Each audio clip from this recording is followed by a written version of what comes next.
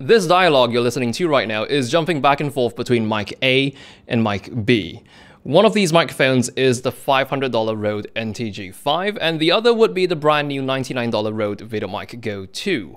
We are already 3 sentences in. Have you been able to figure out which mics are A and B yet?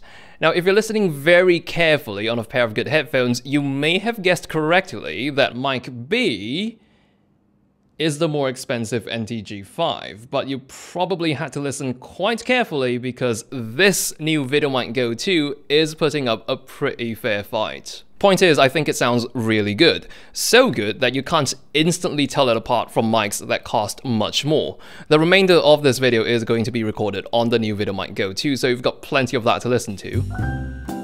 Being the version 2 of the Videomic GO means this is the low-cost offering that runs entirely off plug-in power, meaning no batteries required. And perks of not having any batteries is you'll never have to keep any charged. It's forever plug-and-play.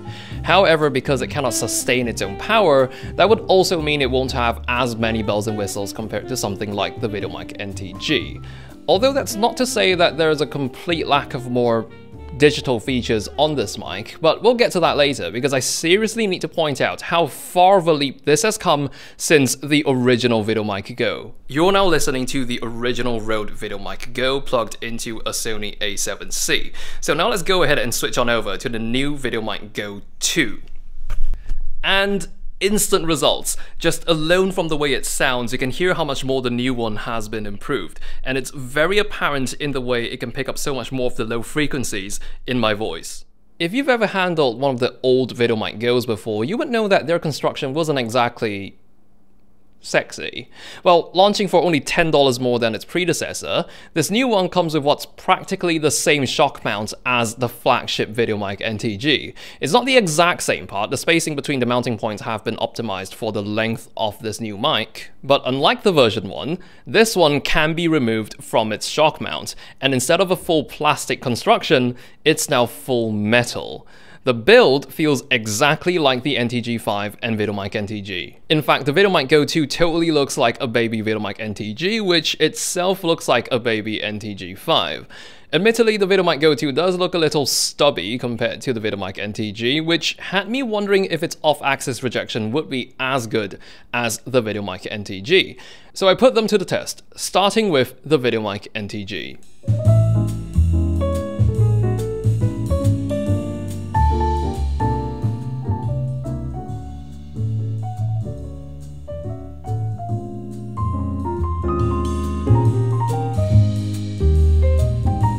And now the Videomic GO 2.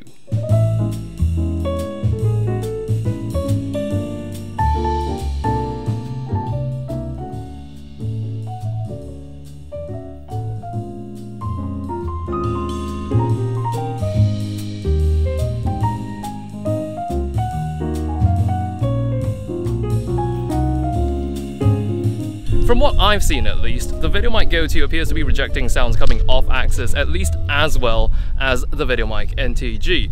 Also, this is what the Videomic GO 2 sounds like outdoors, probably doing a very decent job at isolating my voice from the ambient noise. Also, I am recording this on my iPhone by hooking up the mic directly into my phone because it can do that. I'm talking about the ability to use the Videomic GO 2 as a digital USB microphone. The mic's got a USB Type-C port, so you can hook it up to your computer as a USB mic, or plug it directly into an iPhone using the SC15 Type-C to Lightning cable.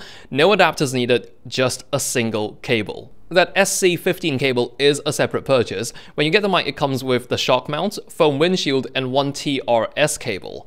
Also, Rode's very own brand of silica gel. Can't say I wasn't impressed by that.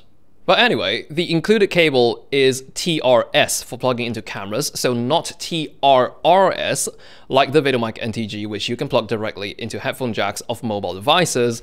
That being said, on mobile devices, if you have the right TRS to TRRS cable like the SC7, you can get the Videomic GO to work by plugging it into your device's headphone jack. But If you're going to use it with your phone, the digital USB connection is the way to go, because that way you do get quite a bit more functionality. For starters, using USB means freeing up the 3.5mm output on the mic, so when you're on USB, this port becomes a headphone jack for direct monitoring as well as becoming your device's audio output. You can also use the Rode Connect app, which is now on both desktop and mobile, to tweak the output level of the monitors and also adjust the input gain of the mic.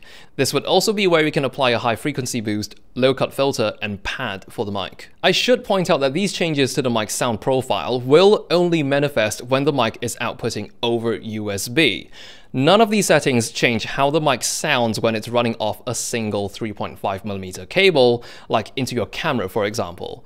Think of the mic as having two sets of behaviors. When it's running off USB, it behaves a certain way depending on what settings were previously assigned to it, and when it's running off 3.5, it will forever output the same default signal that cannot be altered. So in a sense, you'll never have to worry about the mic settings being messed up when you plug it into your camera because someone fiddled with the settings in Rode Connect before this. However, in USB mode, the settings are stored in the mic and will carry forward to the next device you plug it into, with the sole exception of its input level. And for all that functionality, this microphone is still remarkably light.